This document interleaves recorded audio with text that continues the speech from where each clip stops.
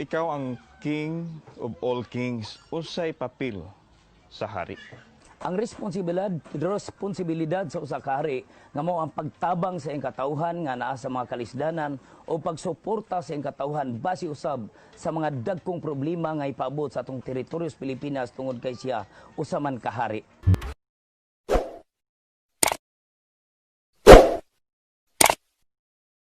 Miangkon ang grupo nga sumusunod sila ni Lapu-Lapu. Gani sila kuno ang nagkupot karon sa hinagiban ni Lapu-Lapu. Basin usa ni siya ka kulto o unsa ning grupuha unsa imuhang ikasulti nila? Natural lang na nga aduna sila pagpangutana apan usa lang sa akong gihangyo dili lang sila magdaghag og istorya sa palibot ako mismo ang ilang pangutanon kay nasa akong dokumento ug legality aron makita nila ang akong paghari ug makita nila ang akong pagkatinuod nga tribo sulod sa teritoryo sa Pilipinas base usab sa atong dokumento ug nias ebidensya.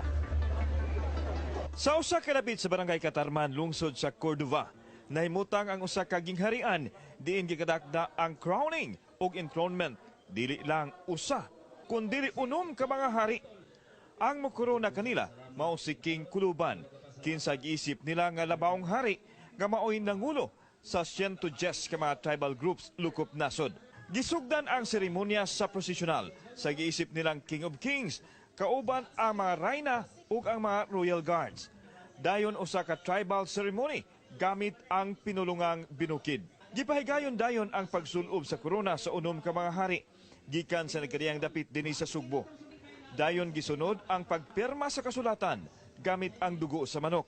Base kini sa Republic Act 8371, the Self-Governance and Empowerment o kini giaprobahan kini ni Fidel B. Ramos 1987. Siya si Constancio Salvo, gipili sa 110 ka mga tribal groups kinsa gikoronahan didto sa Manolo Fortich sa Bukidnon isip labawong hari sa mga tribo. Gipakita niya ang legal nga mga dokumento sama sa sect registration. Tingwa sa grupo ang kahiusahan sa mga tribo aron mahatagan sila og tingog ug matunhayon og malinaon nga katilingban.